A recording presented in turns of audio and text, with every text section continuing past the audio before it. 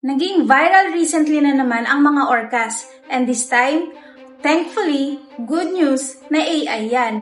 Hi, Doc Rox here, and I am a veterinarian, so pag-usapan natin yan. And yes, doon sa previous video ko, in-explain ko lang about orcas, about behavior nila, at sila ang top predator sa marine food chain. Ibig sabihin, sobrang strong, powerful, at sobrang talino ng mga orcas. Ngayon, sa dami na nagko-comment, hindi yan dolphin whale yan, killer whale yan, mali po.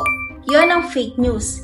Sila ay part ng dolphin family. In fact, sila ang largest sa dolphin family. So bakit merong misconception na tinatawag silang whale? Dahil ang mga orcas, other term niyan ay killer whale. Nagmula yung killer whale na pangalan na yan dahil sa mga old sailors before, nakikita nila na nag-hunt itong mga orcas ng mga whales. That's why tinawag nila yung whale killers. At over time, tinawag na nila yung killer whale. So kahit anong tawag mo, orca, killer whale, whale killer, dolphin, that's okay. Pinaka-importanting malaman natin, it reminds us na orcas are still wild predators. Kahit trained, wild instinct never disappears. So kapag kayo ay accidentally nakita ng mga orcas, alam niyo na sila ay mga apex predators.